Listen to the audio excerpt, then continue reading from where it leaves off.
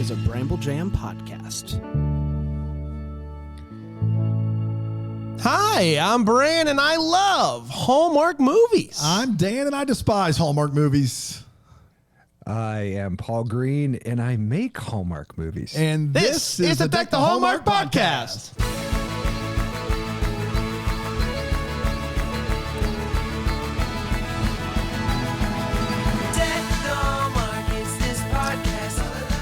Yes, it is, and another exciting. What is it? Wednesday? It's a Wednesday. Gosh, if you've not had your coffee yet and have to listen to that song, I'm sorry. it's just like, oh, I gotta go. Sounds I gotta like it's catch like up. out of the Trolls movie. Yeah, or something. it's like very the Smurfs. Maybe it's very exciting. It's a lot. I don't know if I like it or not, but it's what we have. What do you mean you don't like it? I don't know. It's just I'm still getting used to it. Still getting Bran. used to it. When you I'm have a certain theme song for almost for three years, it's tough to change over. But we do what we have to do.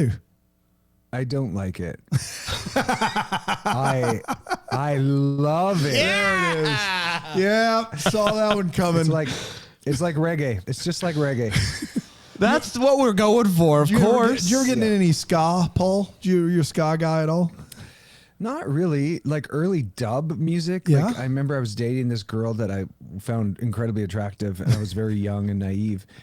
And I mean, it's a good thing I found her attractive. I was dating her. Right, of course. And she introduced me to dub, and it was almost like sort of what dubstep turned into, but it was like emotional and like more pretty. Like dubstep can be pretty aggressive, I think. But dub was, I mean, it came straight out of Jamaica. It's like a part of reggae, but it was a little bit more electronic. I loved it. Yeah. Yeah, that's what I I'm don't know talking about ska. Yeah, but not ska. There's some ska that borrows heavily from dub, but not all of it. And we can talk ska later, Paul. I don't know if it has any bearing. I do want to. Well, no, we don't. But what I do think we need to discuss, Paul, when you were on our show a little over a year ago now, we talked about Carmen and how much he mattered to all of us growing up. Yeah. And since then, Carmen has passed away. He passed away earlier this year. And I just want to give you the space. I don't know if you've had the space on your own podcast, which we'll get into as well, but to memorialize Carmen, to share any words that you have, because I think that thing you did with Carmen last time blew up. So everybody, it was beautiful. It was beautiful. And I've gone back and listened to some Carmen since the news broke, and I don't want to say it holds up, but it still bops in my mind. Yeah. And so I want to just give you the space to speak here. Well, I ended up using that spirit-filled pizza on my lives. Like I grabbed my guitar, and I know this won't really translate, but Here we go. Music. Yeah. This is good stuff. Well, I know that on pod, especially with Zoom, I'm not sure how your thing works, but audio doesn't really work, like come through properly. But it goes that can you hear that? Yeah. Oh yeah. And I've turned it sort of into a well, I was sitting in the kitchen with my cousin Frank. Yeah.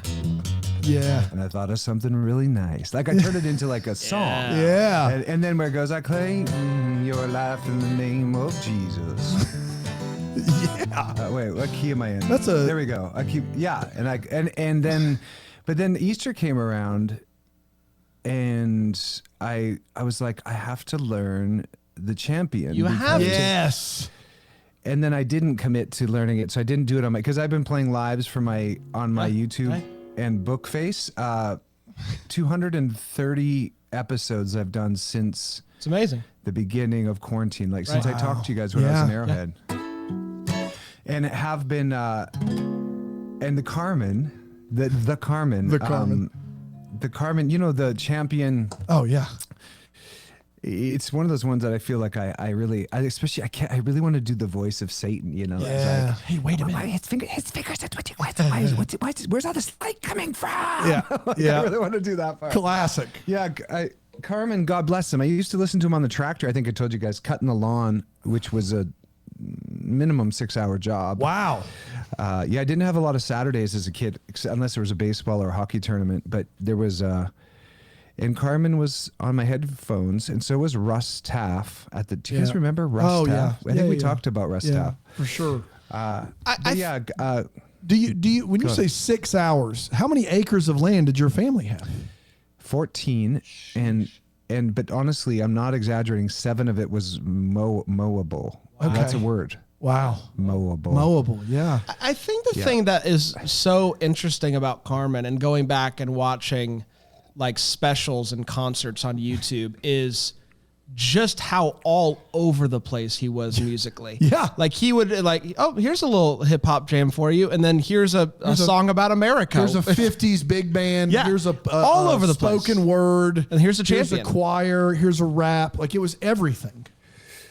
Yeah, he was like, he was like Hugh Jackman in The Greatest Showman. It's like he could pretty much do any genre. And he was so like handsome and charming. And, I don't know much about him personally at all, just the way this music affected me. It was just on the tractor, it gave me something to listen to. Did you ever see him live, Paul? No, I didn't. I saw him live when I was very little, and I was one of my first concerts, and all of his concerts were free. So like it was a love offering. You give what you want to give. And he would pack out, like, I'm talking 15, 20,000 seats in this gym. He just pack it out. Everybody's coming for free. And I remember, like, I didn't know hardly anything about him. I was like 6 or 7 years old.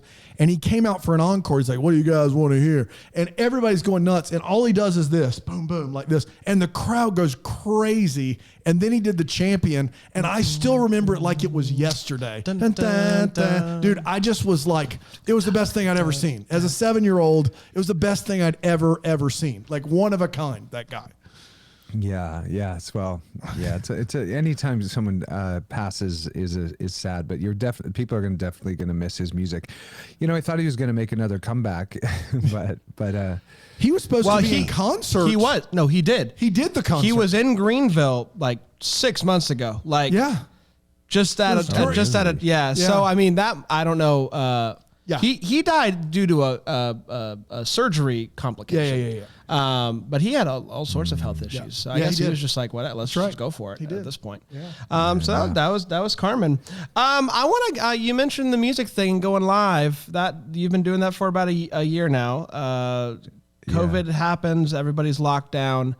And you decide let's just go live. And a lot of Palaha does his thing on Instagram, and just like different actors and musicians and stuff doing things just to kind of keep people entertained. But a lot of it died down, and you're still going for it on a regular basis. So talk about why you started doing that and kind of the legs that it's had for over a year now.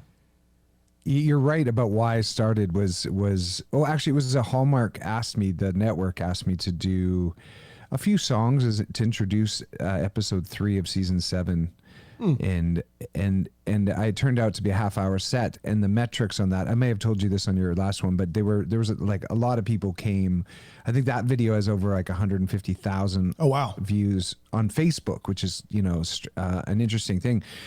And live, there was 5,000 people congruent, like watching. And so when I got off that next day, I was like, not only was it fun, but there's a need for this. There's an audience. And you know what it is too? It's scheduled higher risk practice in the sense that I try brand new songs all the time. And I take requests live, and it might be something like from Journey that I've heard, but I've never played or don't really know. But then I play it on YouTube, and I'm like, I figure it out, and I try it. So it's a bit of a free-falling thing, which I also play in respect classic. to There you go. Come on. And then, there was such a need for it, and folks were stuck at home, and they couldn't go to church or whatever. So then there was like a Sunday gospel where I played a little bit more old school hymns and some of my originals that I wrote in my 20s. And then it just continued I started to love it and kept farting around with the sound to try to make it sound great live music, which is really hard and really annoying because it's like a moving target. It's really hard you guys probably know when you stream live, especially music is just a real turd. So, I've just gotten so much joy out of not just playing, but the blood, sweat, and tears that go into it. Look at this blood on my guitar that I just recognized it yesterday. See that blood right there? I was playing. I did a concert on the roof, and I sliced my finger on the strings, but I didn't realize it. And then I'm playing these. I'm learning Coulter Wall. Do you guys know Coulter Wall? I do not. I do not. No. He's like. Okay. Can you hear that or no? Yeah. Oh yeah. sounds Yeah. great. He's like he's 19 or 20. He's like a Canadian guy. And it's like murder ballads, like Johnny Cash Sounds style. like a Western, nice. yeah. And he's like, when I first met Tom McCann, I was working in the mine. It's like his voice is a full octave below mine. Wow. And he explains how he got to prison. And I never thought I would be liking murder ballads, but I have blood on my guitar, so I mean, come There you on, go. you fit right in. What's yeah, the but it's just well? I'm sorry. No, I was gonna say, what's the go-to? Like, if you have your guitar and somebody's like, you know, for a populist crowd, not necessarily Sunday morning, like a populist crowd, you're gonna play one song that people have heard of, they can all sing along. It's the Paul Greene special. Yeah, what song is the go-to or your encore if you had a full concert? Ooh, yeah. Like, what is it? That's interesting. Land Down Under by Men at Work. Yeah, come on. And I slow it down really slow. That's really fun to play. And then I have a looping pedal here, so I harmonize, so I do the big top, like, you better run, you better take cover. Yeah. You better run, you better take. And then there's, you better run, you better take. And then there's another one, you better run, you better take cover. And I loop it. So every song kind of builds to the end third harmony. So that one's fun. And have you ever seen The Rain by CCR, which I also slow it down quite a bit. But my fans, believe it or not, request my originals more than anything else. And because of this, I've probably written 5 new ones this year, 5 new songs. Wow. What's the biggest original request? Like, what's the biggest one that's an original? Waves of Time, which I actually wrote for that episode 2, I think, on this season 8, When Calls a Heart, where my character, if you guys are really watching When Calls a Heart and not pretending. Well, we're watching the first ones. Paul. We're not there yet. We'll get there in about a year and a half. We're watching one a week. You we guys started are at the going back. beginning. It's a rewatch. Well, pod. because if you remember, like, we had done the Christmas special starting at like season 6, and we didn't know what was going on. And you And gave us the a hard Hardys would time. get mad. Rightfully so. We had not seen the show, so we're watching it from the We beginning. said we're going to start from the Yeah. beginning. That's a very fine place to start. Thank you. We thought so too. So are these songs in the episodes? That was a Mary Poppins reference. Yes. The song is in this season, Waves of Time. I wrote it for the scene that John Tinker wrote by the lake.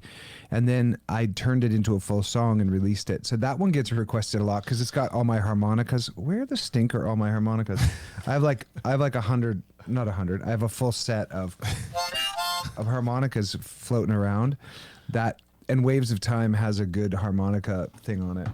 And that one, I think the Stone is probably requested the most, which is about, I mean, some people think it's a rock song, but it's It is the Stone. I mean, come on, it's a rock song.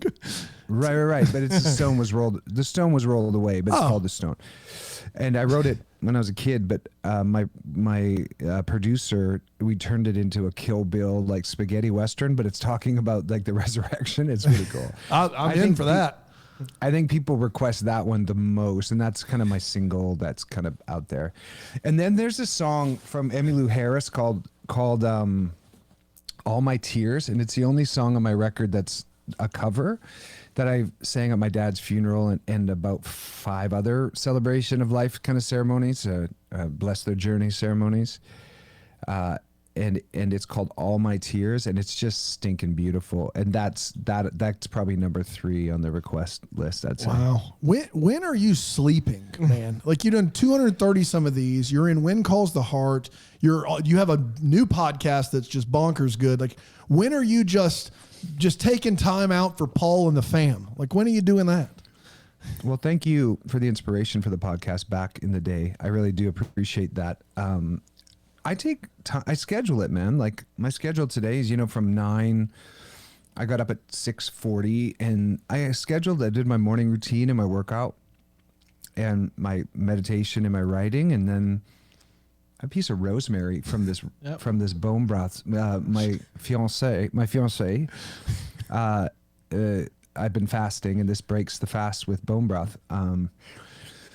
And yes, so Did you want to break the fast, or are you mad at your fiance? I cannot tell. No, I wanted to. Yeah. Did I seem upset about breaking I the could fast? not. Paul, She tricked me, and it's like, well, I'm here. the reason you're one of my favorite, if not my favorite interviews, is I never know what you're going to say, and it's wonderful. And I honestly, you were like, I got rosemary from the bone broth. I didn't know if you were like low-key, like Italian mob, like mad, or like this fiance over here, or you were like, oh, this, yeah, that's right. I couldn't tell. My fiance is trying to poison me with rosemary. That's right. Yeah. Right. That's what I do whenever there's a mob reference. It's a slightly off tune F harmonica. No, but I schedule, man, and I'm a night owl, but I also get up really early. I love hearing the birds and that. I sleep when I'm tired. When you're in the evening as the sun's going down, I dim the house quite a bit and start my approach to landing and turn off blue light. Like I have light blocking glasses and I have apps that get rid of blue light because blue light tells your body to stop making melatonin. Yeah. Like if you think about this, then the sun rises, it's kind of red and orange, right? And then as it gets to the middle of the day is when the sun is the most blue light. And that's when we're meant to be the most active. And that's when your biggest meal should be because your metabolism is actually the hottest right there. And then as the evening goes, the light loses blue light. I'm talking about solar light. And towards sunset, our ancestors would, begin to wind down and they would have their meal then. And then they would go to sleep unless they'd have a couple candles, but they're not like burning the midnight oil. So I try to stick to that. I do stay up later than I probably should sometimes, but like when I start to feel tired, I just go in, and then when I wake up, I wake up. So I sleep when my eyes are closed. This lesson of life segues nicely. I saw the other day, and forgive me for not knowing the details about this, but are you starting like a coaching? Are you starting a business? What did I see? You were live the other day talking about something, doing something. What are you doing? Yeah. You know what I'm talking about? I'm sorry for not knowing anything. I'm just like, you're doing something online, right? Yes. No, we're coaching. So this is our 4th year. It's not started. We've been after it. It's my wife's business. My wife, my fiance. It's called Freedom Alchemist. Like my wife is in the mob. There was so much going on there. There was a bit of Borat. There was a callback harmonica. It was great. It was just all gold. Keep going. I'm sorry. I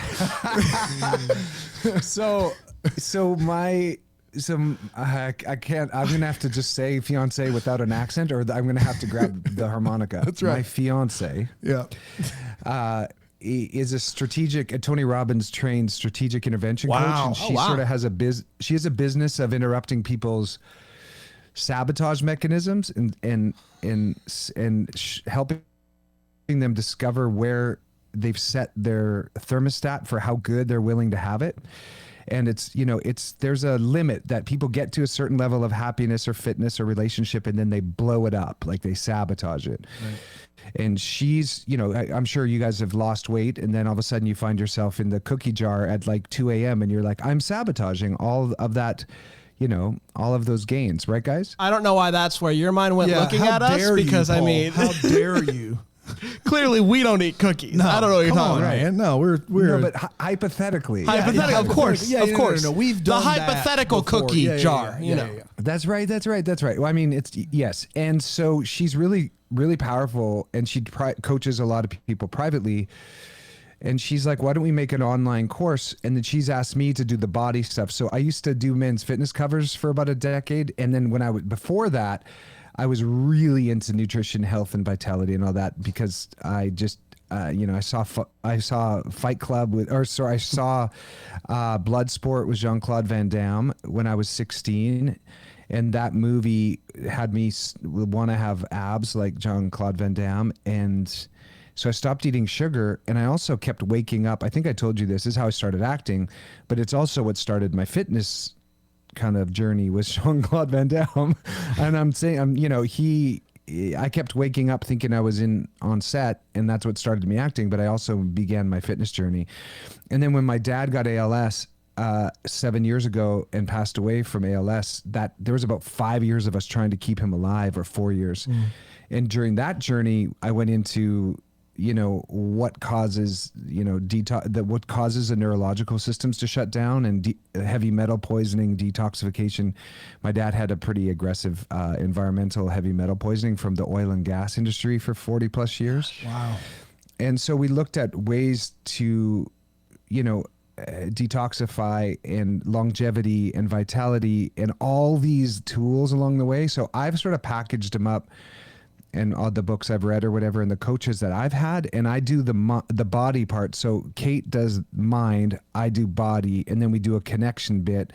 And we've both had some big teachers in the relationship world, and we share some of our favorite relationship books and etc. And so it's a course called the Freedom Academy, really, and now it's a monthly membership that we coach on Zoom to our people live for about an hour every week, and then they get homework for the week, and it's very specific, and then we coach on that homework the following Zoom, and it's an ongoing thing. It requires quite a bit of love, but we have a team. Like I have a really great assistant, and we have another person who works with us who's just phenomenal, and so Kate and I create the content. But guys, this lights me up more than anything. Watching, and a lot of the people that have changed the most are in their 70s and 80s. And these are people that have had a way of thinking, or let's call it a limiting belief about themselves, and maybe haven't nurtured their inner child, and Kate deals with that stuff. And then I offer them some simple tools like drinking water, getting good sleep, what we talked about, and, and understanding what the foods that they can eat that will actually make them feel good, like live, real food, not packaged foods. They get rid of all their packaged food, and it's just insane. Like one woman is in 76 and she's lost 60 pounds. Oh my. I mean, and think about that at that age, to drop it. And she dropped it gradually over about 2 years with us, but that's crazy. Really, really, really fun, and it's so rewarding to feel like your life's having an impact in that way to somebody. That's fascinating. You said you were just coming off of a fast. Is it like are you an intermittent fasting guy? Like, is this something you do every day? Yeah. Like 16 hours. And sometimes I'll break it with celery juice, or sometimes break it with bone broth. Like this, my wife, she just made some bone broth. And it's really delicious. And then you whip the bone broth. Like you take grass-fed bones, and we have a pressure cooker. Wow. And you put them in the oven for about 20 minutes so that the marrow in the bones starts to wake up.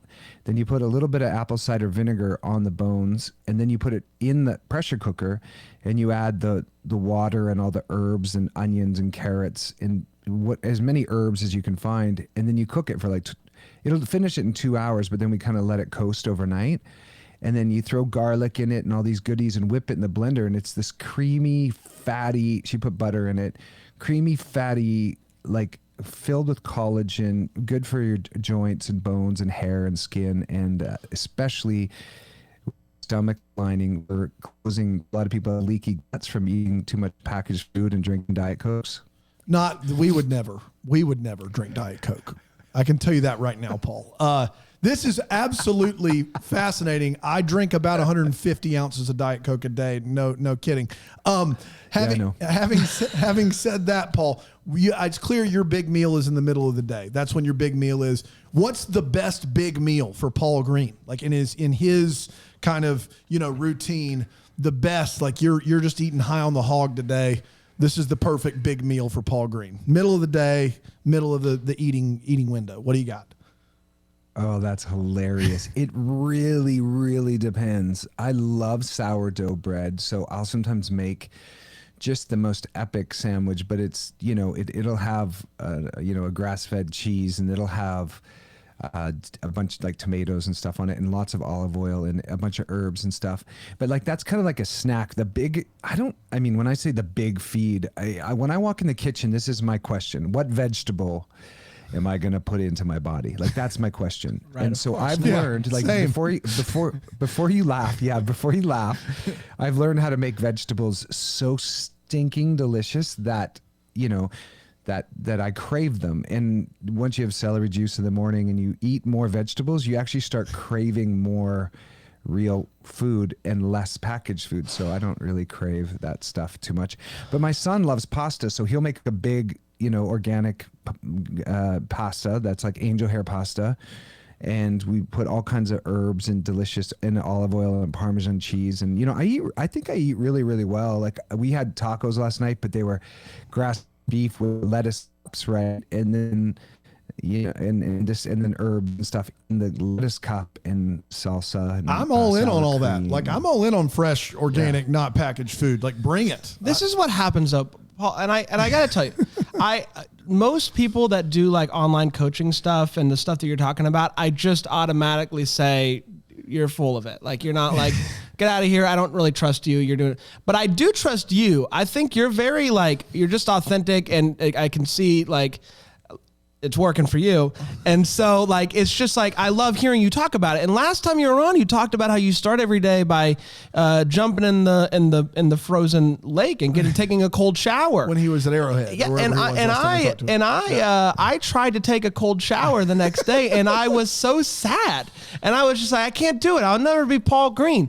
And I feel like this. I'm going to go home and I'm going to try to eat a carrot, and I'll be like, it doesn't taste like Paul described. What am I doing wrong, Paul? You're not eating. Don't start with like a raw carrot. Raw carrots are a bit challenging unless you have like, there's this sauce called bitchin' sauce. Pardon my French, but that's just what it's called. Yeah, there's nothing we can do about that.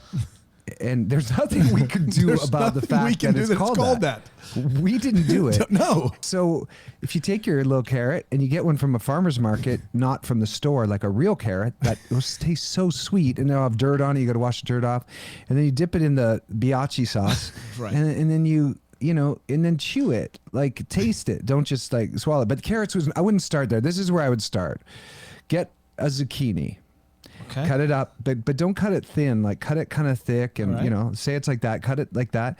Then put it on a pan with water, like about that much water, and let the water steam it for 5 minutes or so. Right. Take garlic on the side and cut it like really fine, Sure. and then take you could take some ghee or a butter on low temperature or olive oil on low temperature, and start to brown the garlic over here. But the zucchini's just being cooked in water. Okay, then hear me out. Once the water evaporates from the zucchini, you turn off the flame, and then your garlic is sitting there in the butter or the olive oil or the ghee, and then you pour that all over the veg. Then you take salt, not the fine salt, but the kind of the restaurant, not rock salt. Yeah.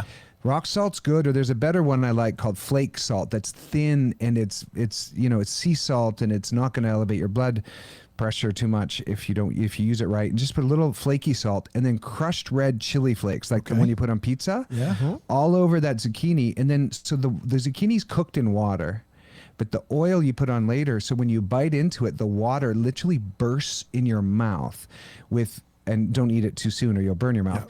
But then you have this gorgeous oil that's not overcooked and black. It's just lightly browned, the garlic, and the roasted garlic won't give you dragon mouth because you roasted it. It's like if you eat raw garlic, you're gonna be alone for a minute.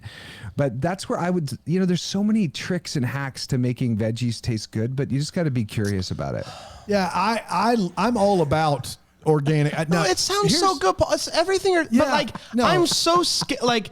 I need you to understand, Paul. I had salmon for the first time last night because I've been scared of it my whole life. That's where I'm coming from. I'm picky. I'm scared of food. Yeah. When I'm trying a new food, it takes me about 10 minutes to gain the courage to finally put it in my mouth. So what you're saying, I'm like, this sounds awesome, but like I know I like a cookie. So it's tricky, and I don't gotta do anything. Or do you use any caffeine at all? Are you drinking coffee? Oh yeah, I have 1 cup of coffee, and if I want something else, I'll do a ceremonial matcha green tea later because I love the bounce, but there's no tweakiness to matcha. It's just kind of like a nice caffeine. If anyone's trying to give up coffee, just matcha green tea is great for the energy.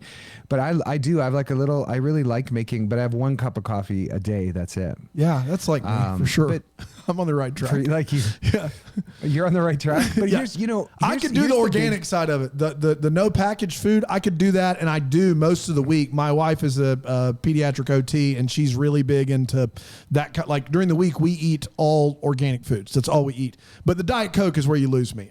The carbonation, cold carbonation soda, like that's where you lose me, man. You should switch to Topo Chico, which is a Mexican. I drink Topo Chico at my house. Okay, well, just like balance it a little bit, like minimize your Diet Coke. But here's the thing, like if to make it simple, if you just tried to get more high water content food in your diet, which is fruits and vegetables, like the goal is 70%, but even if you get to like 40% of like when your plate, most people have meat and then pasta, and then their veggies are like this little tiny thing. It should be the other way, like a lot of veg, a little bit of meat, and a little bit. And I only eat meat about twice a week or sometimes once a week, but it's just it's a sliding scale. Just slowly start to move towards more fruits and veg, and away from the more dense kind of processed things, and then you start to feel better, and then it's like momentum. So this is what Paul doesn't know is we've got him all on tape doing this. We're going to sell this podcast as our coaching is what we're going to do. It's like a pyramid scheme kind of thing, Paul. That's what we're doing. I like it. Yeah, you have guests on, and then that's good. Yeah, that's what we're doing. That's why I had to sign that. Oh, and if you're trying to sleep at night, take lavender oil. I'm not kidding. And put it on your finger like this. And you have a thing here called the vagus nerve, and you just rub it. And as you rub it, oh shoot. There he is. Got him. No, but seriously, I shouldn't do that because it will make me sleepy.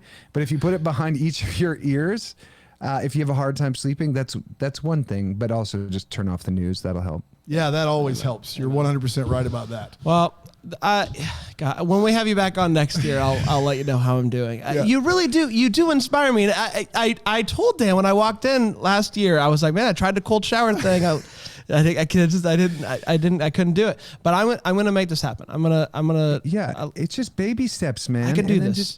Just be kind and gentle with yourself in your head. Like, don't beat yourself up. That's right. I need that. I will say this: the Krispy Kreme donut for free every morning with the vaccine is not helping. I don't know what you want. We live in like close to the capital of Krispy Kreme donuts. Have you heard about this? With your vaccine card, you get a free donut every day. Every day. So like we've both been vaccinated. So you show up at the drive-through, Paul. You show them your card, free donut. Like you got good stuff here, but you can't compete with that. That's free.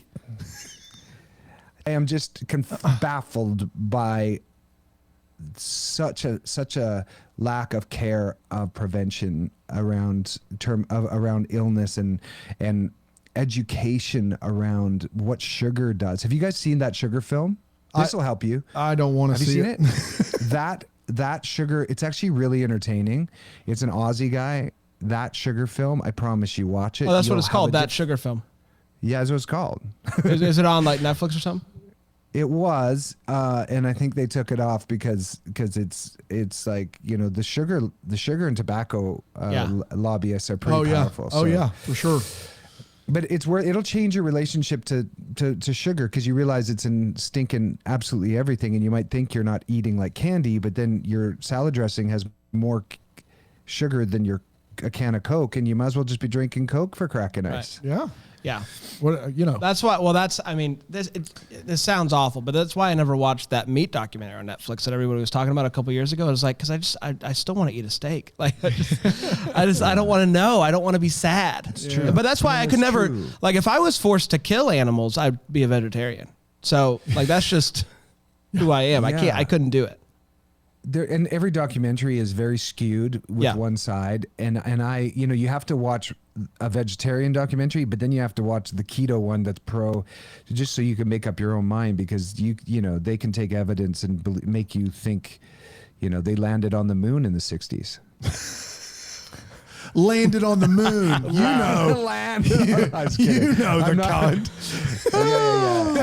If you believe they put a man on the moon. Yeah, I mean, no kidding. I am not a moon denier. I'm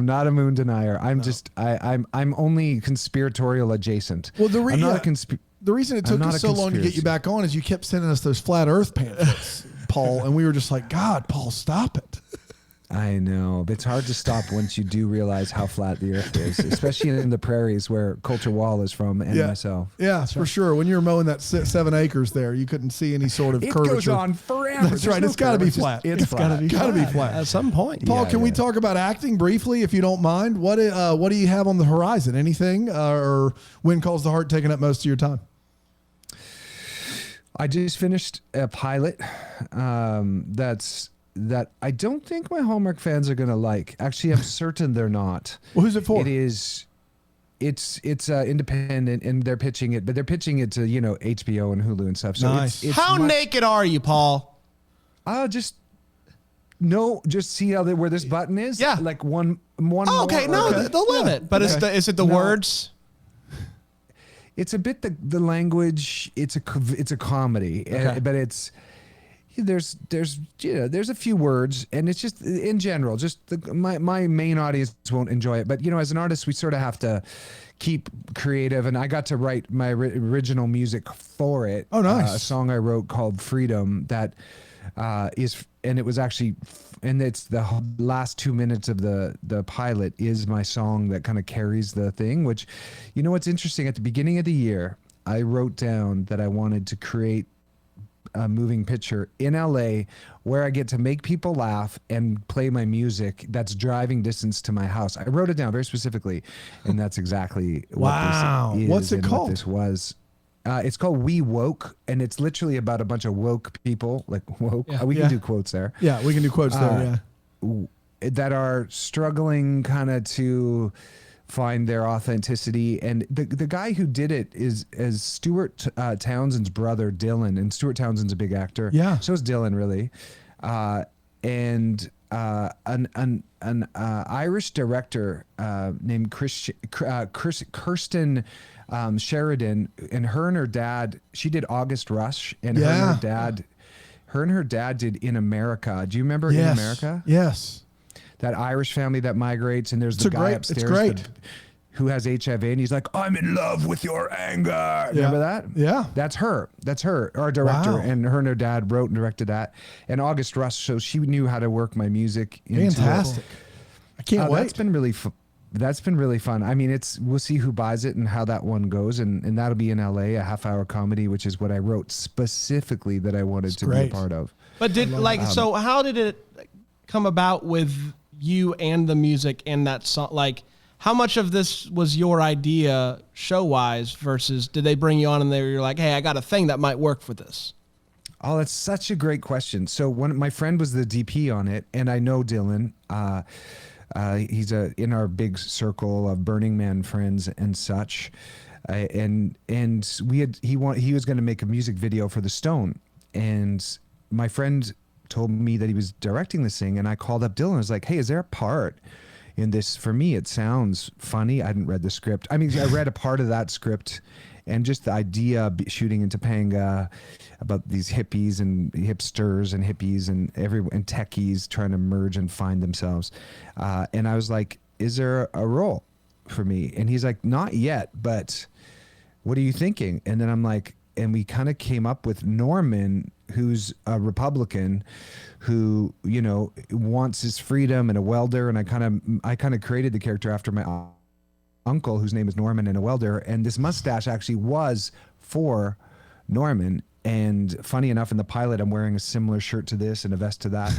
And but I said, why don't let me write a song for the music and freedom. Everyone's after freedom, and from the everyone was against Norman. He's the only Republican in a really liberal circle of hipsters and hippies.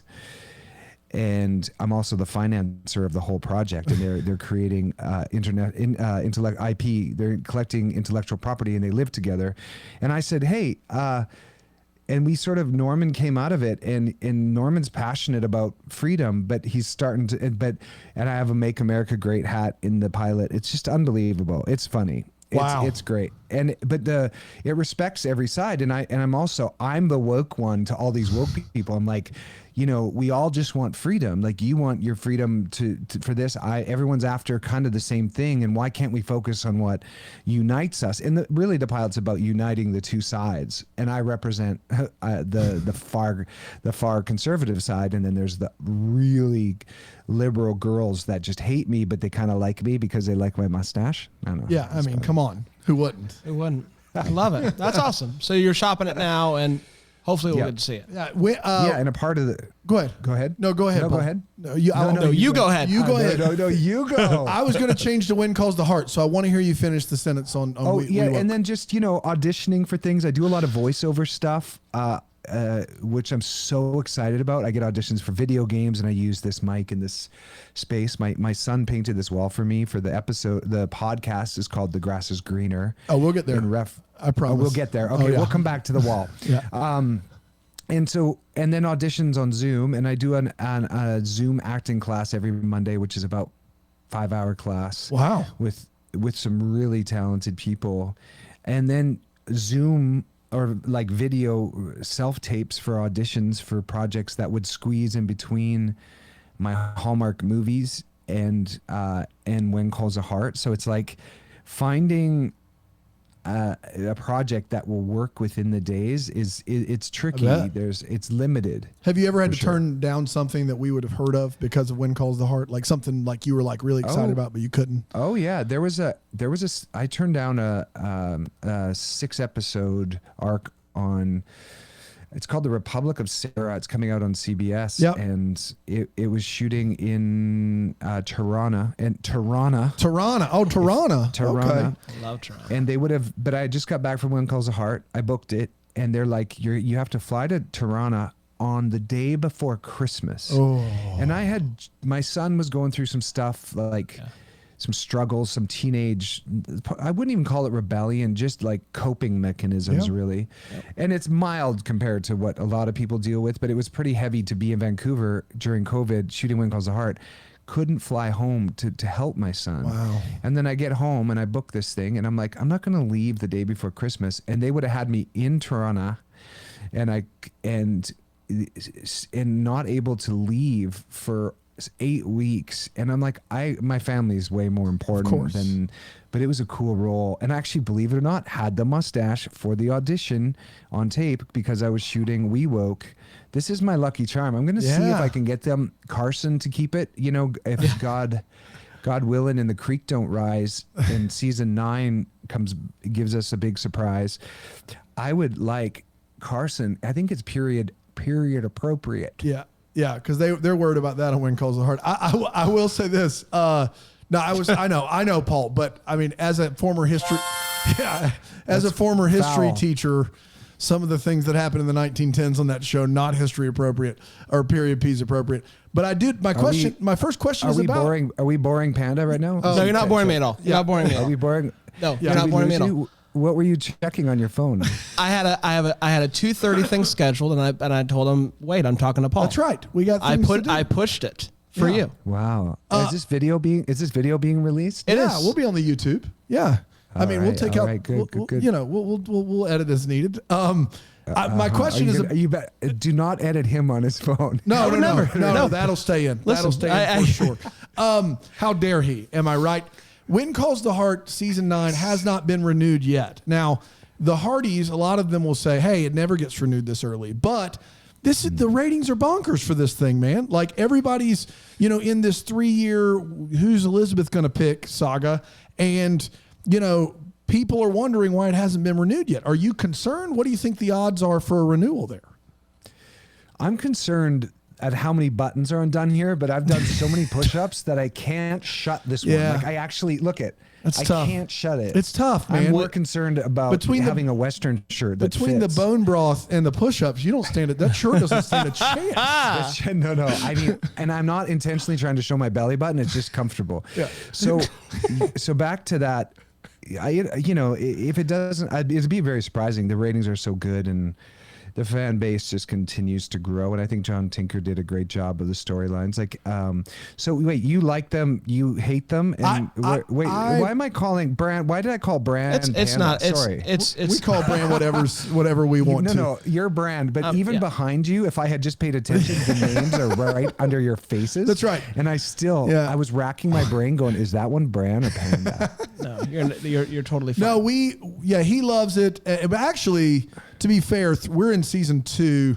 Both of these guys love season 1. By the end of season 1, I was like, okay, I get the appeal.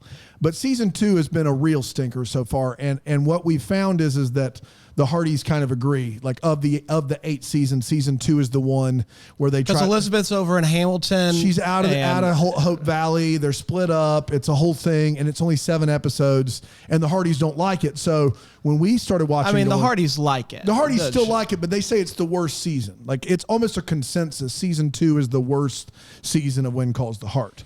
Watch all the other Hardy. They're gonna come in and be like, no, it's not season 2. It's season 1. I don't know, but. No, you're right. No, I think you're right. Yeah, I think you're right. We watched, we interviewed Erin earlier this year, and wasn't it her that said that there was a musical episode of When Calls the Heart that was proposed.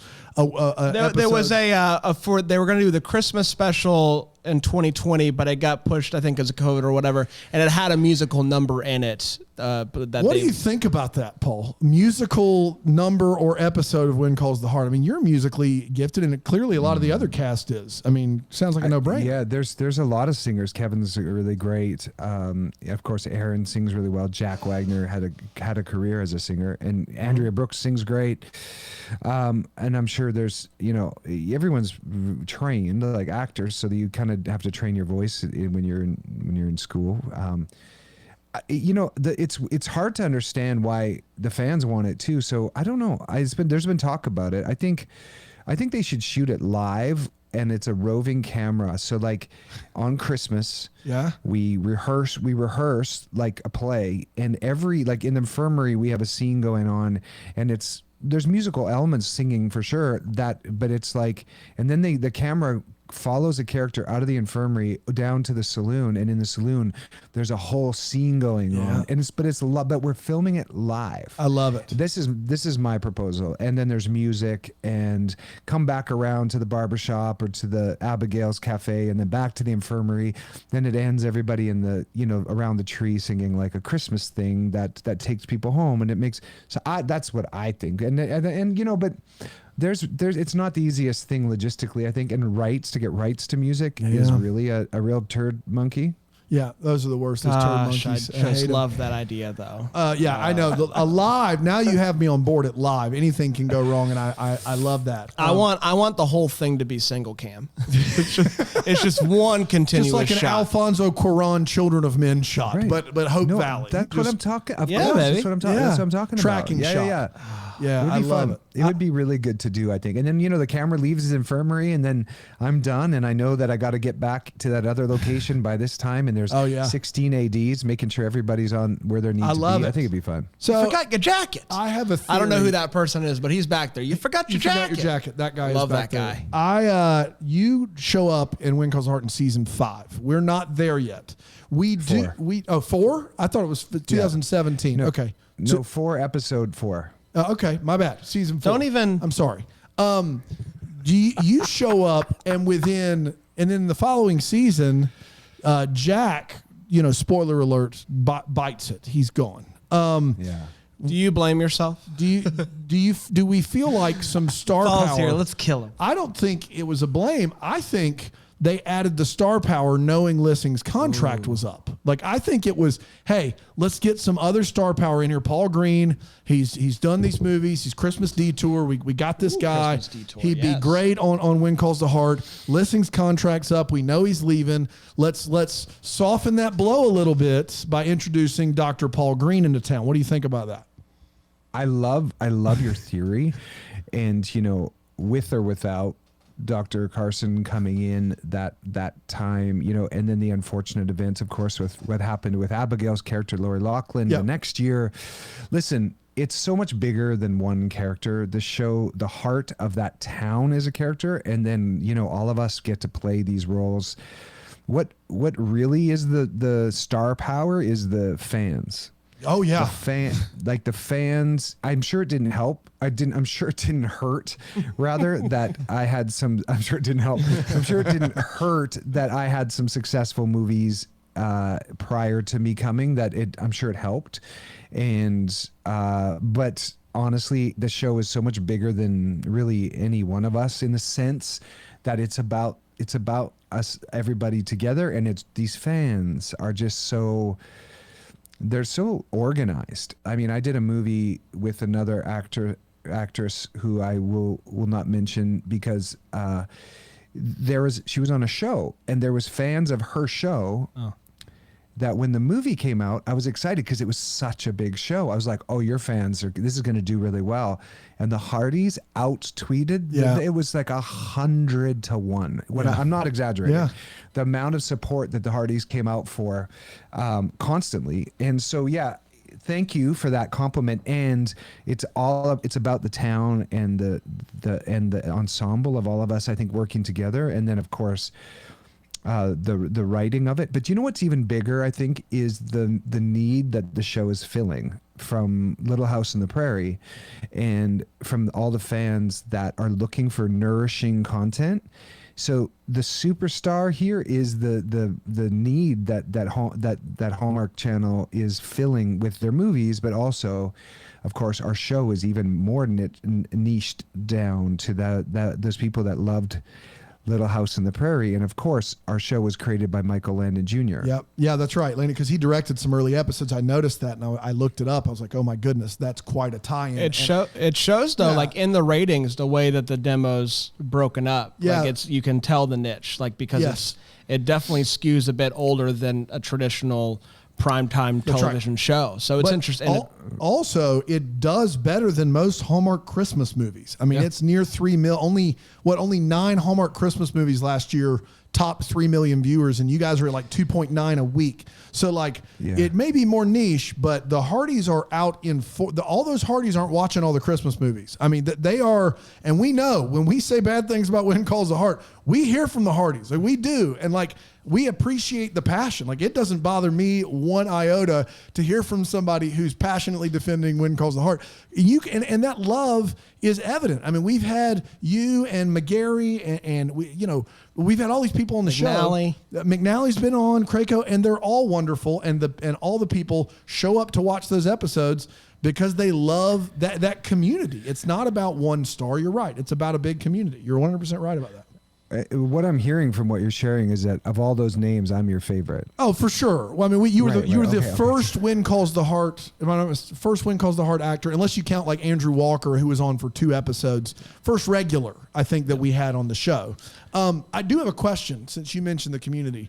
I know we have, so we can talk. I mean, like, we both think Lori Loughlin should be able to come back on the show. We think, what she did, whatever, terrible. People have done far worse and gotten another chance. We think she should come back on the show. We can ask you about that later. But we always heard that she kind of got to film her stuff all in a few days. Like, that was kind of part of her agreement. Is that accurate? And then a follow-up is, how many days during filming When Calls the Heart is the whole gang, like the whole town, on set together, like in a season?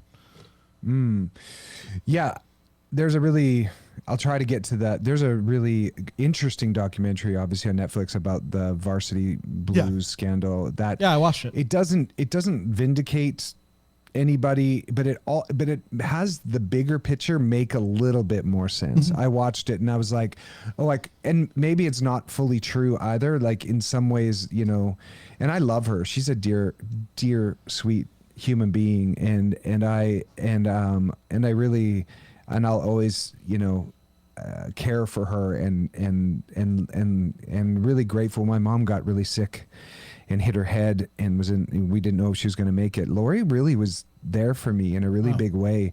And all I've seen of Lori is her generosity and her giving and her charities that she's connected to. And, they got caught up in something that was slippery, and the guy's slippery. And then at a certain point, maybe they knew more, and we just don't know. I hate making up too much about things I'm not 100% certain of in any direction with that, but I love her. And no, her days were, she would shoot about a week, and then because she was on Fuller House too, but also it was a family agreement, so she could be home with her family, her husband and her daughter. Oh, wow. So, and she's the reason we had she's the reason that the show is on the air. Wow. She came into the original movie, Brad Kervoy, our producer, from what I understand, and her star power for that movie, and then they turned that first movie into the series. But Lori signing on, she came on just for like a day on the movie, and Brad Kervoy was able to get her to agree to the movie. And I think a big part of that was her commitment to her family and her, and then she loved, she's such a big part of the success, I think, of early on of the show, and having that character Abigail. And, but then, and then there was a third part to your question. Oh, is there a day when we're all together? Like how many days in a 10 week shoot that is the whole gang all there? We have 14-day shoots usually, not very regularly. No, I would say maybe Christmas episodes when everyone's in the saloon, or a bachelor party. So you could shoot a whole season. Like in season 8, the whole gang is never together. I had almost no scenes with Jack Wagner. I don't think I had a single one. Even Kevin McGarry and I didn't have a scene until that very last, the one you got, the episode that you got. You guys haven't seen this season? No, we've not gotten there yet. Well, No. We'll talk to you next year. Who's got the time? Well, next year you'll be on season 3. At this pace, one a week, Hey, Paul, one a week. We're not taking weeks off, man. We'll get there. I promise. Now, wait a second. So you're watching them, and then are you reviewing the episodes? Yes. Every Thursday we have a Win Calls the Heart episode. Yeah. So just forgive me for not understanding, but which one of you hates them? Me. So you hate them, but you say it with a bit of a cheeky smile because, hate. Yeah, despise. I will say this. Oh, despise. The thing that makes it better. The way I've grown over the last 3 years of doing this show, Paul, is that I used to just hate the movies. Now I love to hate them. So I know all makes sense. I know all the people involved, and we've never had a guest on this show that I didn't think was salt. Like, they're all great people. And so you watch it and you know that they're all talented actors, and you know what they're doing and they know what they're doing. And so even if it's not for me, and even if it's hokey or cheesy or whatever, it's fun. Like, it's fun to say that's ridiculous, or that's not really my thing, or this isn't from 1910. I'm sorry. Like, it's fun. It's not mean-spirited, hopefully, even though I'm sure some people think it is. It's not hopefully cynical. It's a little sarcastic and it's a little fun, but it just is the fact that, I do a film podcast, like with a film critic in LA, and we take an old classic film and compare it to a hit, and we talk about film history, and like my background's in history. Oh, cool. My What's that called? It's called a film. It's called A Film and a Movie. So like next week's episode is 1947's Burt Lancaster's Brute Force, combined with Shawshank Redemption. So like, and occasionally we do a Hallmark movie as well, and in fact, one of my co-hosts recommended Christmas Detour as a pairing with an old movie. I'm blanking on the movie right now, but it's it's right here. I Know Where I'm Going is the name of the old movie. Yeah. I've not seen it. I bet you Ron Oliver would have probably pulled inspiration from it. I bet Ron would come on. We should talk to Ron. Ron's a good friend of the show, for sure. Yeah, and I listened to the one where him and Nelson came on. Yeah. Kenny Kwan. Yeah, and yeah. so that's a really cool idea. And Ron Oliver is on the Film Noir Society and the Noel Coward Society. So he brings as much of that to it. But anyway, for my background, like when he asked me to be on the show, he knew I was kind of a movie snob a little bit. Like I was a guy that was going to I love to critique. I think there's truth and there's living that you can do, and there's things you can learn through criticism. I love for people to be critical of me. Like I love it. And so it's a natural oil and water situation for me to be watching Hallmark anyway. And so I'm not coming in angry like this sucks. I come in and I try to give it my best shot, but at the end of the day, it's not made for me. And so that's kind of the humor that comes from it. But if it's me reading the signs here, another movie reference, of course. Yeah. and I'm looking at body language. Dan, you're perked up and you're sparkly, and Bran over there looks like he hates the Hallmark movies. Like if I'm looking at this, like if It's after lunch for us. That's the problem. If I ignore, did you guys eat right before this episode? Yeah, we had pizza. We had pizza too. It was organic. I don't know. Sorry. Right. So there you go. There's like, okay. Do you guys have any Diet Coke or something? Yeah, we got some Diet Coke around for sure. Yeah. So here's the thing. Open. Like if I ignore the poster in the background, it seems to me like Dan is quite thrilled about talking about Hallmark movies, and Bran is very irritated by He's them. on his phone. He doesn't care. Stop. He just Stop. That couldn't be further from the truth. So wait, Bran, tell me this. Have you ever caught Dan out of the corner of your lookums actually caught up in a movie and you're like, see, I knew it. He actually does. Have you ever caught him? So this is something that happens on a regular basis where I'll be not a regular basis, but occasionally I'll be watching a movie because we watch them together. Yeah. And I'll look over and I'll see something and I'll be like, I think this might be one. I think this might be one that he likes. And then sometimes I'm right, sometimes I'm not. I've liked about a half dozen of them. We've watched like 300, and I've liked like 6 or 7. So occasionally, like it hits. I mean, and I'm honest when it does. I'm like, hey, this really worked for me, and I. But too, the interesting thing about the dynamic, like Dan is really good at like it being grumpy and critical, and I'm not. And so when I don't like a movie, it sounds way harsher than Dan ever is. That's right. Yeah. And it's not, and like it's not intentional. It's just I'm not good at being critical because it's not. I'm just happy to be alive. Well, the night of your award show, what were you drinking, Bran? What was I? What were we drinking? There was a champagne situation. There was champagne because that night, you were spicy. A couple of moments, you were like, I was like, why is the camera not on Bran right now? Yeah, I was like, spicy. why are they just peeled over there to Panda and Dan? Don't worry about it. Well, you know who controls the cameras? He does. Yeah, I do it. So that makes sense. Yeah, there you have it. I thought it was really entertaining. I actually really enjoyed the award show. Well, thank you. I appreciate it. We appreciate it. We had a lot of fun doing it. We did have a lot of fun. You kind of turned into the interviewer here for the last 15 minutes, which is great. And you're a natural, and it's because you've had a lot of practice on your own podcast, Paul. The grass is greener. That's the name of it, correct? Yeah, and it's a reference to the grass is greener where you water it. It's an old quote. It's basically nurturing the things that you love, and the grass is not greener on the other side. The grass is greener where you water it, where you take care of it. So it's a reference to,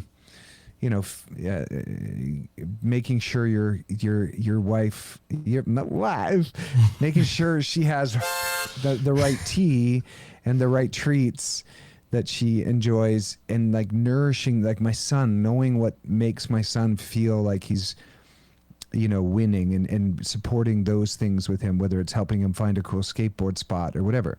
It's watering your grass of your family. But anyway, the podcast, actually, there's a few people that said I should do one, and was it you, Dan, or was it you, Bran? It was me. Yeah. It probably was Bran. Bran's tried, anytime he has that vibe, Bran's really good at that. He senses, somebody would be good at podcasting. He usually throws that rope out there. So I can remember that you saying that and we were right. I mean, it's a great podcast. It's been really fun to interview people, and I do take, like you said, I do the long form where a lot of times just catching up for me with some of my favorites, like Ryan Pavey, him and I, we know each other, but we haven't spent a lot of time. So then we end up talking about all the things that make us excited. And Andrew Walker was on there, and Daniel Lissing, the original Jack from when called not the original, the Jack. There's a new Jack. Is there? Are we confirming there's a new Jack? There's a new Jack on Wagner. Jack Wagner. There's a replacement, but his name is not Jack. And I do know who gets the girl. When you found out that it was Lucas, when you got that script, you're like, it's Lucas. Oh my gosh! Like, how did you feel, Paul? Funny thing is, I didn't read the scripts intentionally to find out who. And I'm not just that, but I do my very best to. I read the scripts, and then I do my best to focus on my world. So I'm not like, what if Carson wouldn't know much about that? I try not to. So then my character can really react in the moment rather than know all these goodies about it. So I do my best. In movies is different. Movies I read the whole thing a lot, like over and over. But when there's so many different storylines, it's like I don't need to necessarily. Carson wouldn't know what's happening in the bedroom over there with those people and their fights with Team Clarice and Clara and Jesse. So yeah, I really, I'm not sure who she ends up with. Yeah, that's what you're trying to say. Well, let me ask you this. How often Aaron and Kevin and Chris all were like, sometimes, early on in the season, you have a lot of time, showrunners are talking, and then as the season progresses, the windows kind of start to get tighter to get the shots in and get everything. And sometimes in the middle of the season, some of the arcs would change on what we were doing. Has that happened with Dr. Carson, or do you think that's just a product of this love triangle they've created? I mean, the winds have been blowing strangely from the north in more than one occasion through Hope Valley, in whether that brings in someone's father or someone's son. Then the storylines, John Tinker, I feel like he's brought a lot of conflict and a lot of drama to the season. He tinkers. He's a tinkerer. Yeah. He's and he tinkers with the wind and the storylines. Yeah. Yeah, no, there was some change. Not so much for Carson, I would say. I mean, there's a little bit of that with Carson. Well, should Carson go to take this? You guys don't know what's going on this season, do you? No, but you can act like we do when you talk to the fans right now. That's totally fine. Okay, fans, just because it's us, you and there was some. Through the season, we were trying to. Should Carson go to do this fellowship in Baltimore, or should he stay in Hope Valley? And, there was some back and forth, and where it ended up, you won't know until the final episode. Okay. Wow. Yeah. That's good. I'm back with you guys. That was great. It's good to have you back, Paul. I want to know, you're doing this What? What love is? Well, yes, of course. Yeah. But also with your podcast, is there a Hall star? You mentioned Ryan, how you didn't really know him. You knew him, but you didn't know him, so you kind of got to know him through the podcast. Is there a Hall star that you don't know at all that you would love to get on the pod to really have that meet and greet for everyone else to see? That's a really great. I don't know Jessica Lowndes very well, but I think she would be fun to interview. And we did a Christmas special where I sang with her a little bit, but I don't necessarily know her. Right. I think she would be, and Candace Cameron is coming on. Oh, nice. Good for you. Yeah. Was Christmas Detour in your small quiver of movies and it's okay if it wasn't. We did that one live in New York City. I love Christmas. We did it in Brooklyn live. We watched the movie and then we did an episode live in Brooklyn, Christmas Detour. Did you like it, Dan? Are you serious? We did. I did not like it. From the moment the Dream Board made an appearance, I was out. Okay, got it. Yeah, I'd love to hear your 6 movies that made it. It's a fun Christmas Detour is a fun idea for a movie, and I think Ron Oliver, whenever he does a movie, he puts a lot of fun homages in his movies. So even if I don't love the movie, like in Christmas at the Plaza, he has a few he has a little North by Northwest, a wink, a tip of the cap to another Hitchcock movie, I believe. So Ron usually gets what I think is the most out of his actors, and he has a fun wink at the camera in all of his movies. So Christmas Detour is probably in the top, definitely in the top half of what we've watched. I mean, for sure, but it just wasn't my deal per se. But to be fair, there hasn't been a Candace Cameron one that I've liked yet. So it could that may be part of it. Oh wow, interesting. Yeah. She's really great. She's I hear she's wonderful. Everybody we talk to about her say she's just really, we haven't fantastic. Had her on yet, She Paul, won't come on our show. If you want to just pass it, well, after what Dan just said, do you really think let me share the soundbite with her and say hey, do you want to come on let share this one where I say it's my favorite Candace Cameron movie, Christmas movie. I thought you said Journey Back to Christmas is your favorite. Oh gosh. It's between I think it's between Christmas Detour and Journey Back. Journey Back is fun. There's a time travel. Time travels. Oliver Hudson, right? I think so. Is that Oliver Hudson? Oh gosh, it's been a minute. Sure. Was there a gazebo involved? Yeah, There's a gazebo and a comet. A comet, yeah. And she travels back in time. Yes. I'm trying to think if there's a Christmas movie she did with my friend Oliver, and that was pretty good. And but yeah, she's hilarious, like really, really funny. It is Oliver Hudson in that one. Yes, that's the one. Yeah, no. So I'm the podcast has been really. It's been really fun. I took a year course in like a bit of you call it a personal development, but it was more about building teams and teamwork. And one of the things they taught you in there is how to there's a tool for listening and recreating. And I find myself like I'm talking quite a bit here because I'm being interviewed, but when I look at the audio file, it's like I ask and then it's like they talk and then there's like this little bit. So it's like I've learned to listen in a way from this thing I did for a year that helped me because I'm a pretty energetic, like I want to share and I want to add, but on the podcast I have to really just give space for people to kind of expand but listening, and you guys do this really well. You listen and then you ask the question out of that little tree thing that they're sharing about, rather than going to your notes and being like, well, let's talk about this. Like you're able to expand, and I think that's what makes your podcast also like really interesting and why people like it, as well as your dynamic is that how much Dan likes Hallmark movies and how Bran hates them. Yeah, that's right. Classic. Well, you know what's funny, Paul, we've always done this done our interviews with no notes. Like we pull up your filmography usually the first time to say, oh, you were on the Newsroom, which is a show I watched. I've never asked you about that. Like I had that kind of in the back of my mind, like if I didn't have anywhere to go, but by and large, like our questions are just, our guests are interesting. And I think you do a good job of that on your podcast, but your guests are interesting and you want to talk about health and fitness and how you're drinking bone broth. Like I want to hear about somebody drinking bone broth, breaking a fast. Like I do. That's interesting to me. So it makes life pretty easy for us when our guests are great. I mean, it's an easy interview for us to do that. I mean, to find something else to talk about is not difficult for us. Aaron Sorkin shows are just a little different than everybody else's from a standpoint of the pages of dialogue, the rat-a-tat-tat nature.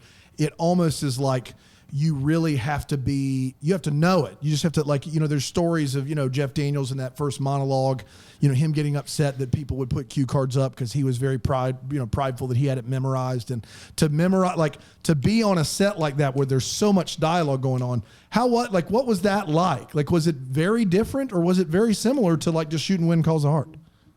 No, very different. He cares about every punctuation and every comma, and we as an actor, you do your very best to make sure the writing, but different showrunners or writers allow you different freedoms, but Aaron Sorkin's what he puts on the pen is what you say. You don't change Aaron's words, or come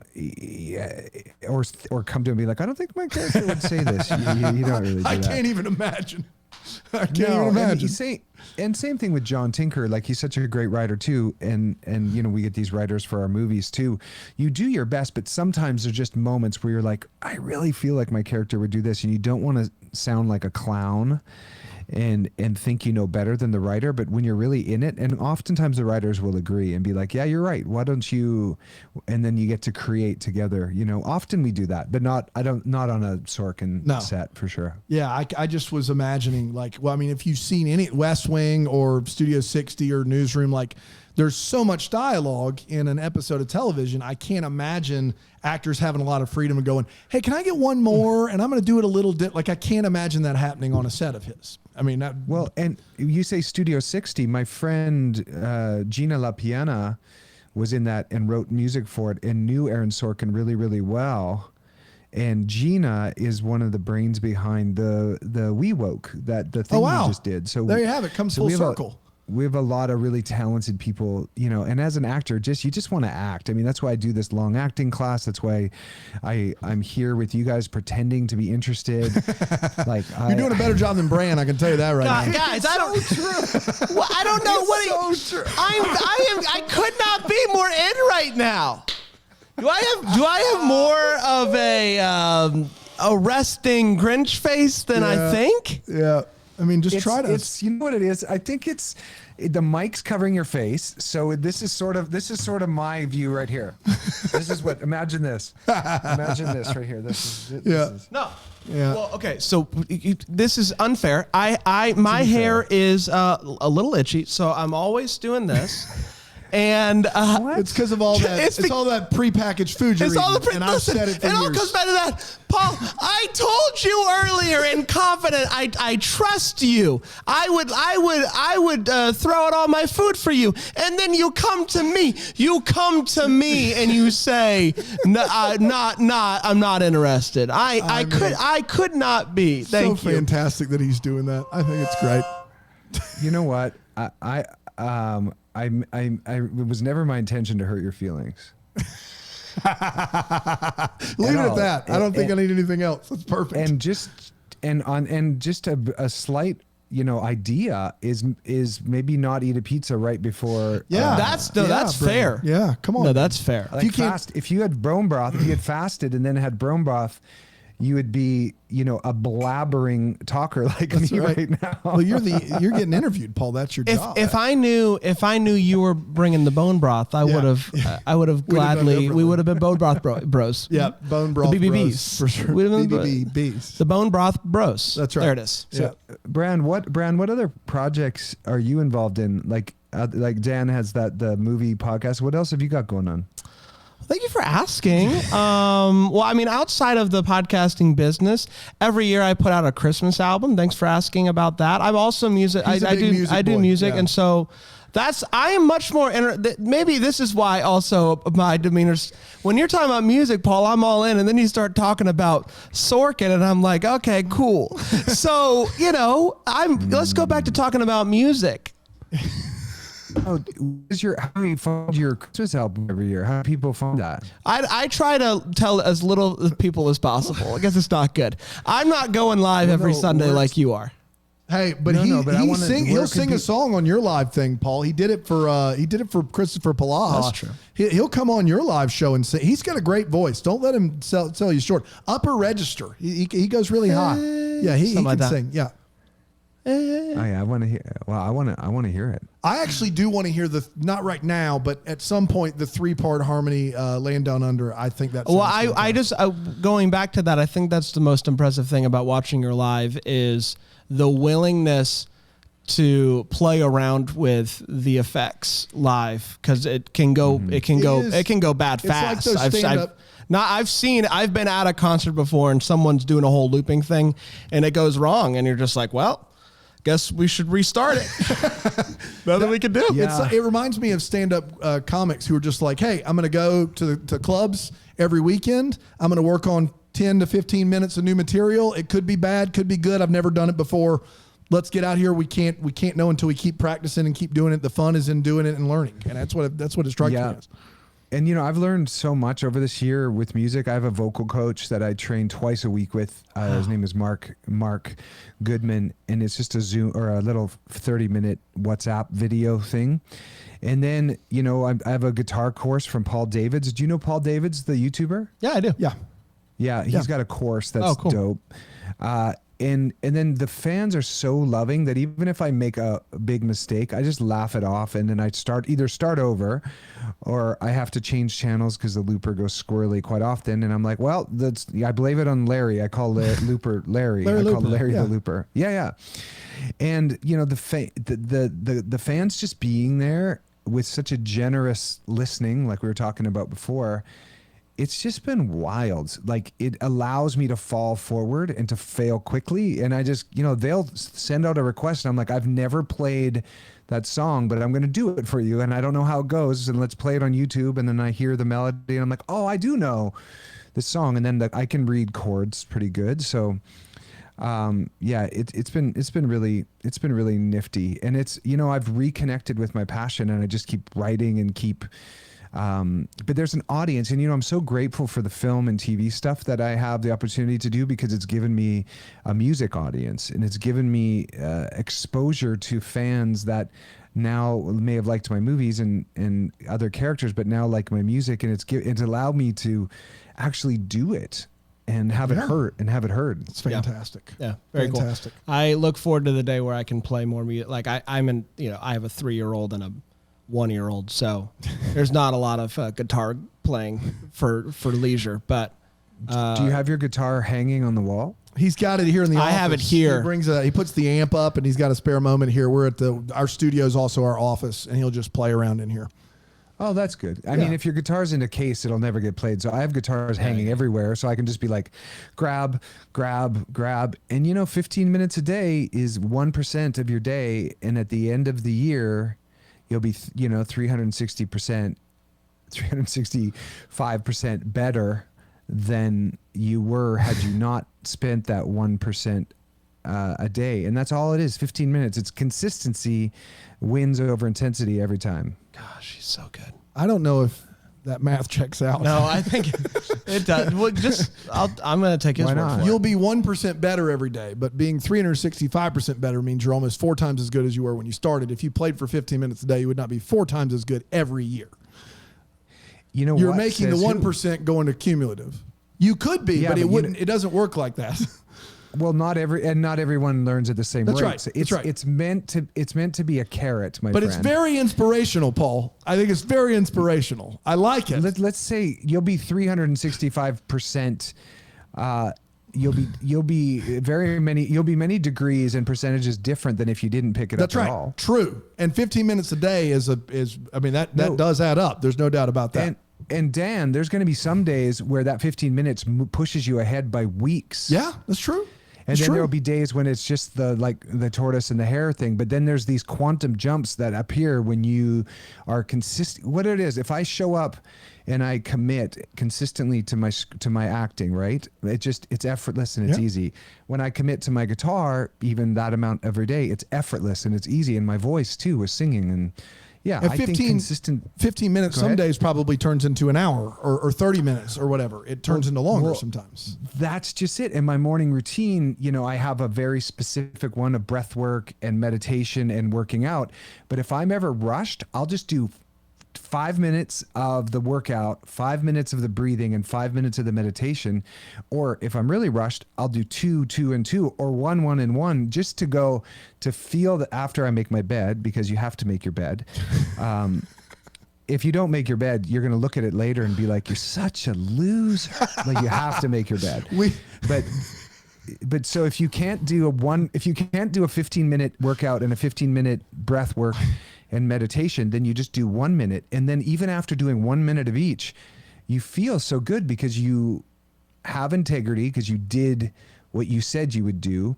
And then your morning routine is there and it really supports you all day long. And you know how momentum works is once you start to do things, you become inspired. Like a lot of people wait to be inspired and then take action, but it's the other way around. You start taking action and then you get inspired. Yeah, I love it.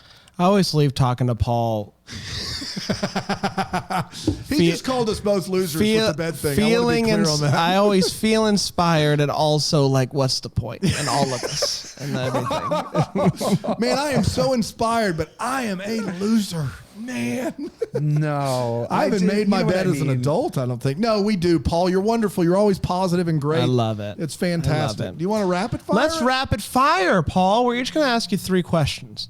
And you got to answer them as honestly and quickly as possible. Emphasis on the honest. My 3, since we've had you before, Paul, my 3 are all going to be 70s, 80s, or 90s contemporary Christian music trivia. Ooh, just letting you know. Ooh, yeah. Okay. Yeah. Go ahead, Brain. When you go in, like let's say back in the day when you used to go into auditions, how often do you walk in with that many buttons unbuttoned?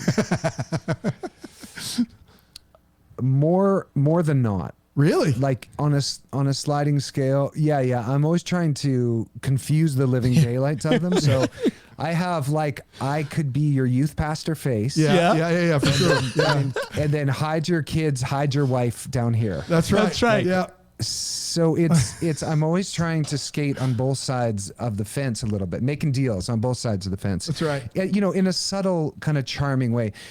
Truthfully, I have shirts that do button up further, but this one if I did it, it's just uncomfortable It's okay. for everyone. Yeah. No, you're Yeah, like, yeah. let's play dodgeball, but also I want the option to make That's love. right. So it's just like an either one. That's right. We got Trust pizza me in this and- corner. We're going to play Chubby Bunny. We're going to sing Every Breath I Breathe in You. And then Amen. I'm going to go on a date with your mom. Oh, if only. If she's lucky. That's right.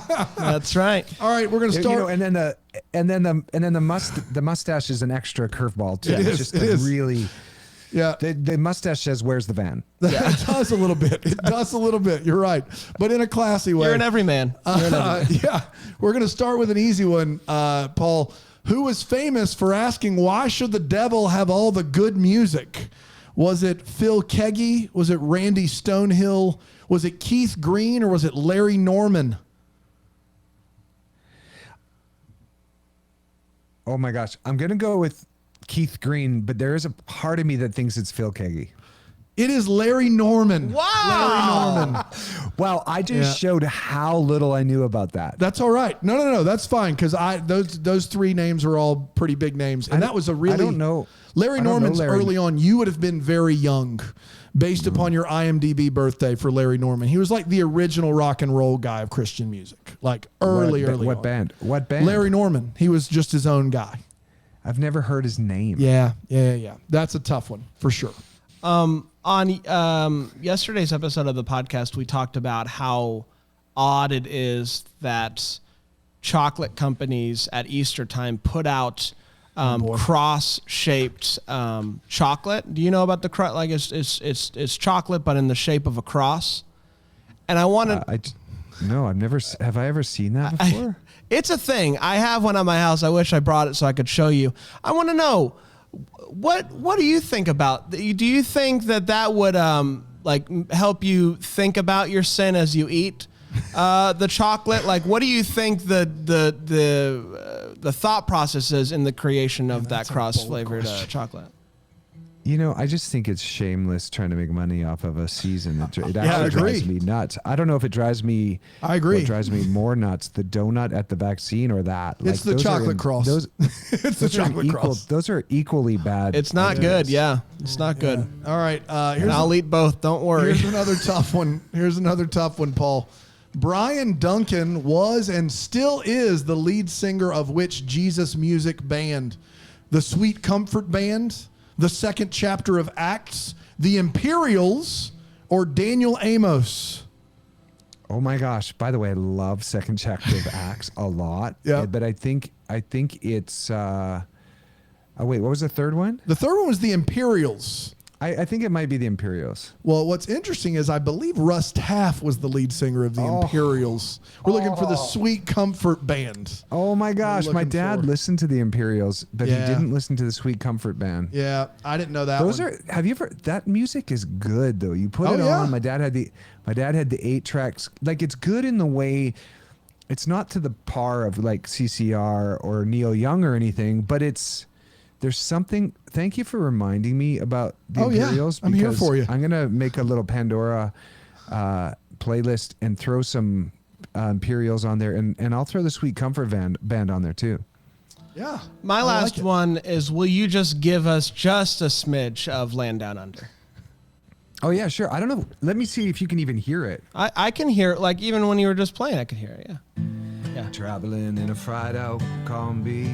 Can you hear them both Yeah, together? I hear it great. On a hippie trail head full of zombies. Wait, I gotta get my looper going. Hang on. Yes. No, you know what? I think it won't work. You won't hear it. Oh, stink on a stick. You won't hear it unless... No, we'll have to do that another It's okay. time. We'll It's do on it my another time. lives, but it Yeah. goes like this. We gotta do this. Hang on. You gotta hear both. Hold on. I love it. I met a strange lady.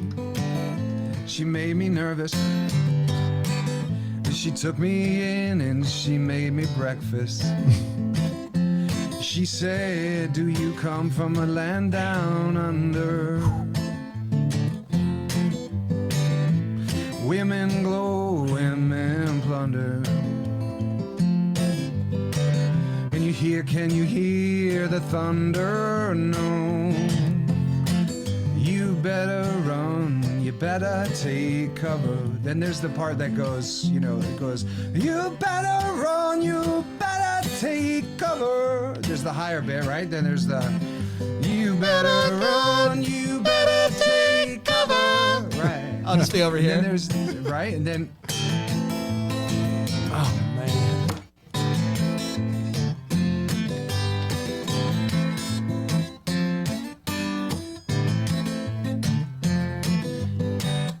yeah. So Man, that's come then on. another- I got to be honest. I need that I need that somewhere to listen to. I want the whole version. I can put it on Spotify and listen. Paul, make that happen. I don't know how. You know but what? make it happen. I think that's the song that the majority of the, you know, I have a little Facebook VIP group that there's this special little group of people in there, and that's a song. They're like, you have to make a recording of that song. And U2 won because I slowed down U2 one a bit. I like slowing things down. Oh, and this 80s song, the we're walking away. I don't know what I'm to do. Yeah. Oh, yeah. Take on me. Take on me. Yeah. Take on me. Uh-huh. Yeah. And that one just super slow, right? They did a version of it for MTV Unplugged. Yeah, and it's awesome. Yeah. Yeah, where it's really so walking away. I don't know. Oh, I capo it. I bring it up here. Yeah, I bring it up there.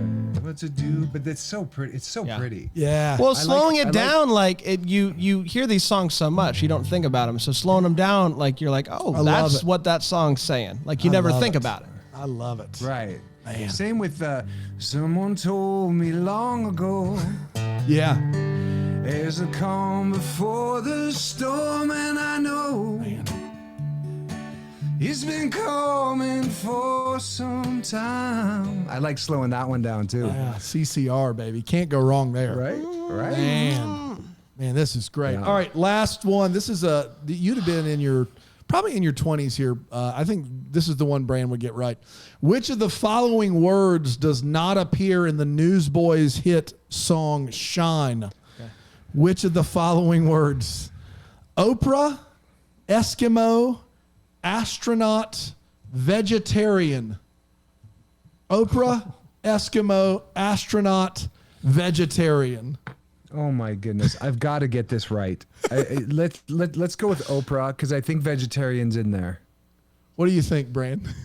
I got it wrong again. I think it's astronaut. The correct answer is astronaut. Yeah, baby! Ba, ba, ba, ba. Make a vegetarian barbecue a hamster. That's right. Make an Eskimo peel its fur. Yeah. And then what's the Oprah one? I know it's Oprah's in there, but I was between Oprah and astronaut. I was between those two for sure. Where the nickel do you find these things? This is on JesusFreakHideout.com, Paul. Shout out. Okay, first time for me. Yeah, it's the ultimate Christian music. This is the hardest Christian music quiz I've ever seen. Speaking of Jesus freaks, those guys, you know, Toby and DC Kevin Talk, and the guys yeah. from DC Talk. Of course. Those guys, I know them through Michael Guido, who I know. Michael Guido. Hey, I mean, come on, man. Come on. That's not fair. That's not He's my friend. He's my friend, Michael Guido. He's a nice guy, and he introduced me to those guys. And he's Michael W. Smith is one of his dear friends, and wow, he's my Nashville connection through Smitty and through Michael Guido. But you talk about Jesus freaks, and I remember as a kid, when I was in Nashville, Kevin was singing "My Sweet Lord," the Beatles song, but he did a recording of it where he's got a great voice. Really does. It's crazy. Great voice. Voice is crazy. And just tragic what happened to Toby with his son this year. Yeah. I don't know Oh if my you guys goodness. know. Yeah. Oh my gosh. And I met his son when his son was like 2 years old when we went to Nashville, and I had a little thing there. But so much love for that family and Toby and his wife, and then they're really the McKinnons. They're really involved with PR Ministries, which is a ministry I've been supporting for 25 years, and they're pursuing relationships is what the PR is. And Michael Guido, he tours with rock musicians, and he knew the guys from U2 back in the day. Wow. And he tours with them and helps them stay accountable to their promise to their wives and make sure he's just that. But artists have to. reach out to him and say, will you come on this tour for this leg? Because, there's this situation with this girl that in the 80s and she still lives there. I need some extra support. And so we've been supporting PR ministries. That's awesome. So, they're great. Someone to look up, and they're just amazing. If anybody's interested in fantastic, super cool, finding out more about them. Paul, you're a gentleman and a scholar, sir. You are wonderful and entertaining and insightful and inspiring and all those great things. And not only that, but you now hold the record for the longest Deck the Hallmark interview that we've ever done. And I think that's something for sure. Because we've had some powerhouses on here, and it felt like it was 5 minutes. For me anyway. Bran, it's a struggle. It was 10 minutes. It was 10 minutes. There was 5 minutes there where you lost me, but that's not on you. That's on the pizza, man. That's on the pizza. That's, I will not take credit for losing you. Although I got to say your body language and the phone did make me start to think about, word choice. I'm like, what can I do to add some pep here? Because, I've got Dan. I got Dan on the edge of his seat. Well, you went too long without a little hint, and so that was what it was. If you're watching on YouTube, you got the little, there you go. Yeah. Tell people, you go ahead. Sorry, go ahead. Go ahead. No, you go. After you. Just a podcast where people can I'll go. Check it I'll out. go. Yeah. No, you go. Okay. I'm just kidding. I want you guys to come on my podcast. Didn't we talk about that before? Oh, I don't know if we have, but I'm in, man. Let's do it. To. I thought I threw it out there as a joke, like, hey, because you're having on the big boys. Yeah, you may have us on. Here we are. Oh, but of course we would. That was a joke. No, we'll come on. That was a joke. That makes it a lot easier to say no too. Well, people can find the podcast that we are talking about, The Grass is Greener with Paul Greene on iTunes. And thank you so much. And then Paul Greene Official kind of everywhere, except for Twitter's Paul Greene Media. But then my website, paulgreene.com, and Greene has an E if you're trying to figure it out, is there, but we're working on it. I have a really amazing assistant called Ruth Hill. Which She's amazing. She's been on the show before. Let me just tell you that I can't even begin to share what she has done for my, just all the different, I throw at her 50 ideas and she's so good at helping me navigate them. There's going to be an app for our Freedom Portal, which is where, if people want to find out about the course we talked about 6 hours ago, back when Brad was awake. Back when I was still there. It's Freedom Alchemist on Facebook or through my bio on Instagram. They can find out. And it's like a weekly ongoing membership that we have, and so that's called Freedom Portal. But Ruth Hill has helped me really actualize. Every day we write. I'm almost finished a book, this parenting book called 52 Ways to Be the Dad You Wish You Had. Great. And Ruth's helping me. So I'll speak into the phone with her questions, and we're writing the book, and she has a program that's recording it and we're almost finished. We're on chapter 47 of 52 Ways to Be the Dad You Wish You Had. And thanks to Ruth, all these things that I wanted to do are getting kind of organized. So shout out to Ruth Hill for that. Fantastic. She's wonderful. Absolutely. I love it. Yeah. All right, let's give him 4 more ways really quick so he can finish his book. Go ahead. Be in front of your screen as much as possible. Yes, I like that. I think that, if kids can be in the background. I know I have twin 4-year-olds, and when I'm on my screen, they get the most out of me for sure. That's my big tip. I can tell you that right now. Sugar before bed. Yeah. My kids red dye specifically. If you give them red dye, they are awesome. Makes champions. them happier. Yeah. Instead of sad. So stuff like that, and those are just freebies, man. And if you being on a screen doesn't work, putting them in front of a screen for 12 hours. It's amazing. Yeah. It's like a parent. If you could send those ideas to Ruth Hill, for sure. And she helps me filter the good ones from the bad ones, and we'll just take it from there. No, and I'm sure there's, if it takes the place of some of the bad ones you've already put in there, then that's great. I think, we gave the worst ideas possible, and I still don't feel as bad as I did when Paul was talking about making your bed. Yeah. Well, as soon as we say goodbye, Brad, I want you to get some lavender, and whenever you do an interview, do not come near it. No. No, absolutely. Dude, I'm so tired. And this is not your fault. My kid also woke up 3 times in the middle of the night just because he's ready to party. Too much sugar. It's too not much sugar. Yeah. Dadgummit. Yeah. Maybe your rules are getting you. Easter. Yeah. Yeah, probably. Maybe it's Interesting. possible. Yeah. Well, I do love you guys. Oh, I love and you it's too, been man. great to chat with you. And let me know when this is live. I can share it, and in the future, maybe we'll go the other way on one of these things. I love it. I love it. Sounds and great, we man. always end by wishing you a very Merry Christmas. Deck the Hallmark is a Bramble Jam podcast recorded live in, that Greenville, South Carolina. Is produced by Brandon Gray. Set decor by Plum Haywood Mall. For more information on all Bramble Jam podcasts, you can go to bramblejampodcast.com. For more information on how to listen to Deck the Hallmark ad-free, you can go to bramblejamplus.com.